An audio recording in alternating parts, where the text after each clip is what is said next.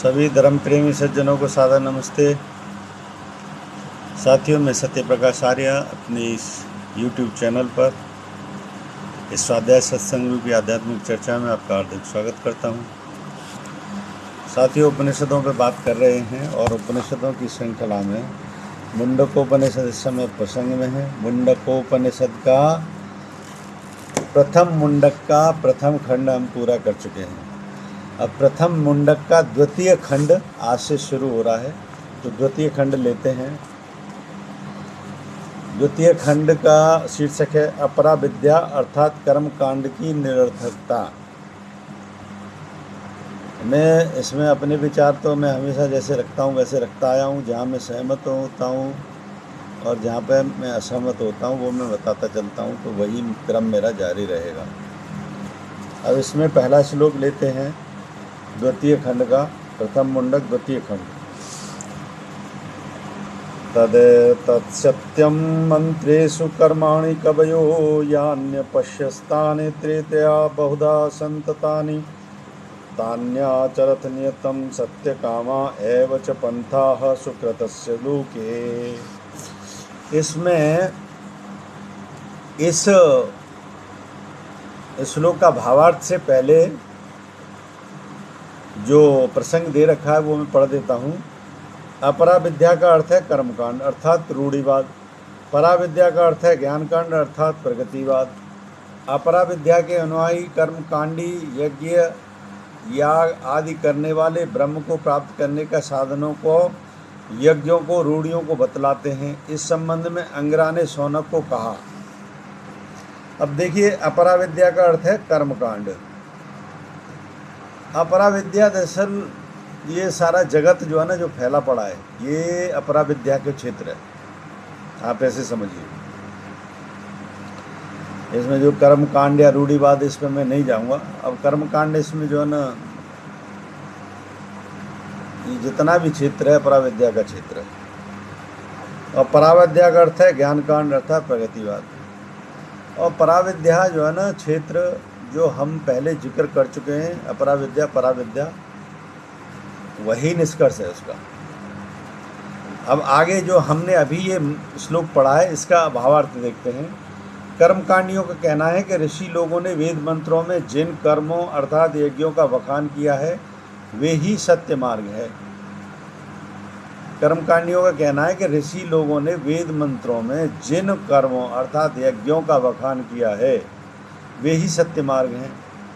यानी वेदों के अनुसार जो यज्ञ आदि की शिक्षाएं दी गई हैं वे सत्य मार्ग हैं। तो वो वास्तव में सत्य मार्ग हैं, इसमें कोई दो राय नहीं कि वेद का ज्ञान सत्य का ज्ञान है। त्रेता युग में उन्हीं कर्मों का विस्तार होता था। त्रेता क्या, सभी युगों में वेद मंत्र तो आज कलयुग है। मैं कह सतयुग, त्रेता, द्वापर, सतयुग, द्वापर, त्रेता, अभी कलयुग। तो वेदों का निर्माण तो सृष्टि क्रम में सबसे पहले हुआ था। तो ये तो वेदों का ज्ञान तो शुरू से चला ही आ रहा है, आज भी है। उतना ही जीवंत है जिस समय जितना उस काल में जीवंत था। फ़र्क सिर्फ इतना है कि आज बहुत कम लोग अमल कर रहे हैं, उस समय सभी लोग इसी पद्धति पर अमल करते थे। ये फ़र्क है। तो त्रेता युग में उन्हीं कर्मों का विस्तार होता था। सतयुग त्रेता में तो पूरी तरीके से वही था। ये सत्य संकल्प वालों, उन्हीं के अनुसार दृढ़ता से आचरण करो। ये बात सत्य है कि प्रत्येक सत्य संकल्प वाला व्यक्ति वेद मार्ग पर चलेगा, क्योंकि वेद की सत्य शिक्षा है, तो सत्य संकल्प के अनुसार ही चलेगा। झूठ से वेदों का कोई सरोकार है नहीं। तुम अपने पुरुषार्थ से जिस लोक का निर्माण करना चाहते हो, जिस लोक का नहीं, सत्य लोक का निर्माण करो, सत्य लोक का निर्माण करो। क्योंकि वेद मार्ग से चलना है तो सत्यलोक का ही निर्माण होगा, वरना भौतिक प्रपंचों में फंस जाओगे। क्योंकि वेद के मार्ग को अगर अनुकरण कर लिया तो फिर सत्य मार्ग का ही अनुकरण होगा। तो जिस लोक का निर्माण नहीं, सत्यलोक का निर्माण, वेदगामी निर्माण, आपको करना है। तुम पुरुषार्थ से जिस लोक का निर्माण करना चाहते हो उसमें तुम्हारा यही रास्ता है, यही रास्ता है। तो मतलब वेदानुकूल मार्ग का अनुकरण करो, इसी सत्य मार्ग पर दृढ़ता से कदम बढ़ाते चलो। निश्चित तौर पे हमको उसी शिक्षा का अनुकरण करके अपना सारा मार्ग जो है ना उसी के अनुसार प्रशस्त करना चाहिए। एक श्लोक और लेते हैं। यदा लीलायते हुचे समिग्ने हव्यवाहने तदाज्य भागावंतरेण हुति प्रतिपादयेद्याहुतम। इसका भावार्थ है, जब हव्या का हवन करने वाली अग्नि प्रदीप्त हो उठती है, ज्वालाएं लपटें मारने लगती हैं, तब बीच में श्रद्धा से आज्य भागाहुति नाम की 2 आहुतियां डाली जाती हैं।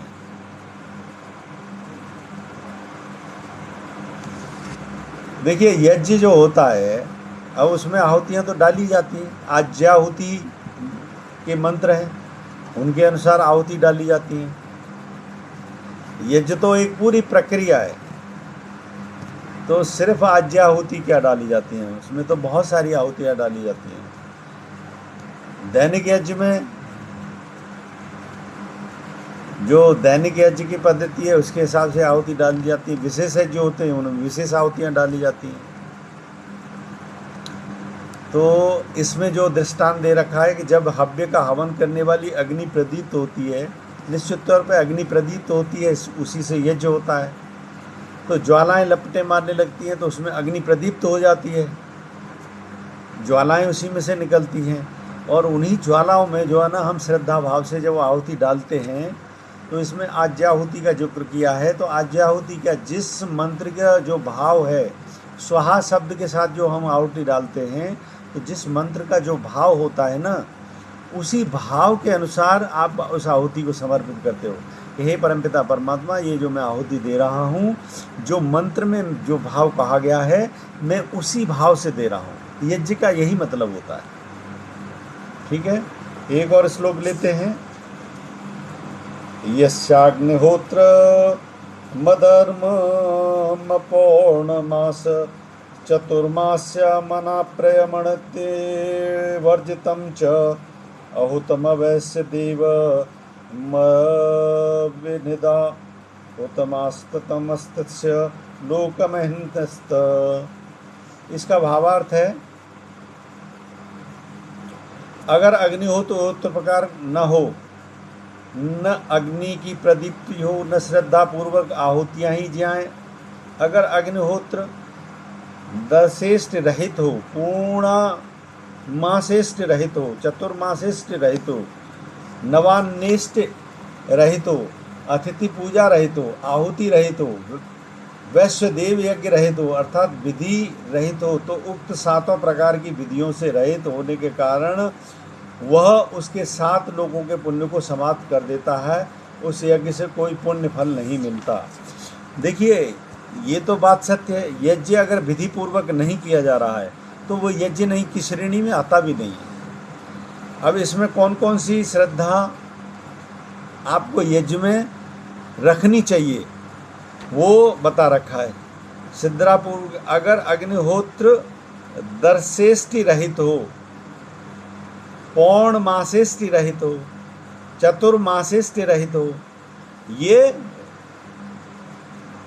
काल गणना के जो वो होते हैं उसके हिसाब से यज्ञ की विशेषताएं दे रखी हैं। तो दैनिक यज्ञ वाला तो एक होता है दैनिक यज्ञ, और एक गणना के हिसाब से भी यज्ञ होता है। जैसे अमावस पूर्णमासी का यज्ञ होता है, तो उस प्रकार के यज्ञों का वर्णन है। तो उसमें अमावस्या की आहुतियाँ लगती हैं, पूर्णमासी की आहुतियाँ लगती हैं। तो ये काल गणना के अनुसार जो है ना आहुतियाँ होती हैं। एक तो वो विषय दे रखा है। ठीक है। अच्छा, नवश्रेष्ठी यज्ञ, नवश्रेष्ठी यज्ञ जो होता है ये भी काल गणना का विषय है, लेकिन वो अर्धवार्षिक होता है। नवश्रेष्ठी यज्ञ कब किया जाता है? जब हमारे होली और दीपावली के जो त्यौहार होते हैं, जब नया अन्न आता है, तो और उस समय ही दरअसल हमारा नव वर्ष की भी शुरुआत होती है। जो नवरात्रि जो होते हैं शुरू, वो नवश्रेष्ठी यज्ञ उसी दौरान किया जाता है। तो नवशिष्ट यज्ञ की भी बात कही जा रही है। तो ये सब काल गणना के यज्ञ हैं, समयानुकूल किए जाते हैं, तो उनकी निश्चित तौर पे आहुतियाँ दी जाती हैं। नया अन्न जब आता है नवशिष्ट यज्ञ में, तो उस नए अन्न की आहुति दी जाती है। क्यों? क्योंकि सबसे पहले देवताओं को खाने का अधिकार होता है, और देवता उस नए अन्न से उन्नत होते हैं, तो उसी अन्न का फलीभूत परिणाम हमको प्राप्त होता है। यज्ञ का यही तो महत्व है। यज्ञ जो है ना, कालांतर में जो किए जाते हैं, समय गणना के अनुसार किए जाते हैं, तो यज्ञ का अपना विशेष महत्व होता है। कौन से देवताओं को कब कौन सी आहुतियाँ दी जानी है, ये काल गणना के हिसाब से भी तो देव कहते हैं ना, देवोत्थान, देव उठते हैं, जागृत होते हैं। तो ये सब उसी प्रकार के यज्ञों का विधि विधान है, और इसीलिए ही यज्ञ दैनिक यज्ञ होता है एक, तो जिसमें के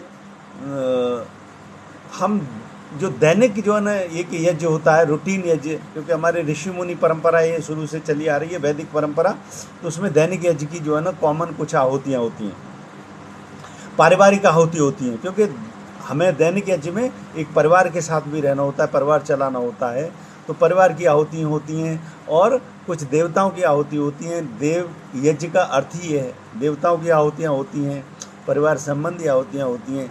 लेकिन विशेष यज्ञ जो काल गणना के अनुसार यज्ञ होते हैं, उनमें उन विशिष्ट पर्वों की भी आहुतियाँ होती हैं।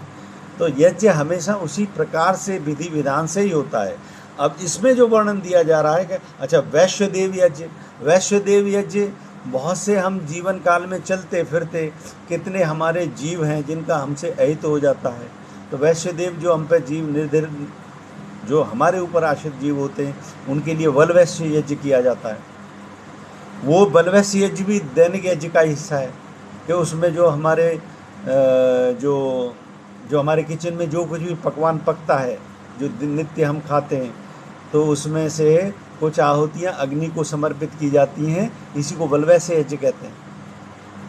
तो ये नित्य का यज्ञ है। तो ऐसे इन सारी यानी कालगण नित्य यज्ञ की आहुतियाँ होती हैं, तो नित्य यज्ञ की आहुतियाँ, तो नित्य यज्ञ की आहुतियाँ होती हैं। फिर गणना के यज्ञों की आहुतियाँ, और फिर बलवैश्य यज्ञ की आहुति, वो भी नित्य में आता है। तो इनके रहित जो यज्ञ होता है, वो यज्ञ को यज्ञ की श्रेणी में आता ही नहीं, यानी उसका कभी आपको कोई लाभ नहीं मिल सकता, नुकसान जरूर हो सकता है। क्योंकि जो यज्ञ क्या है? देव पूजन है। जैसे ये मूर्ति पूजावादी लोग मूर्तियों की जैसे पूजा करते हैं, वैदिक पद्धति से उन्हीं देवताओं का दरअसल यज्ञ के माध्यम से पूजा की जाती है।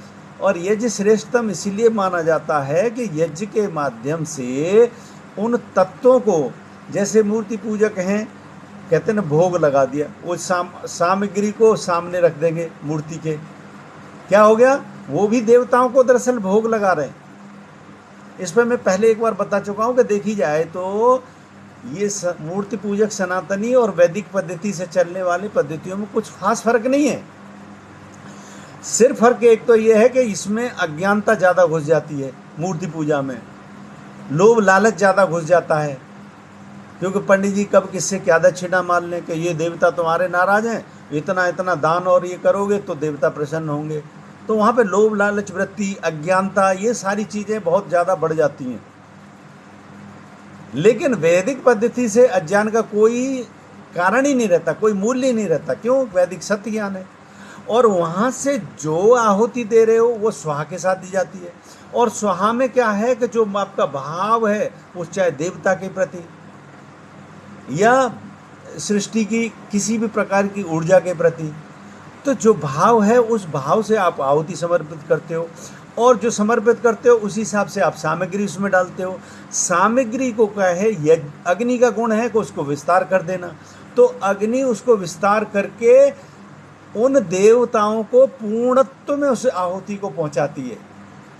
इसलिए साइंटिफिक वे है पूजा पद्धति का, वैदिक पद्धति।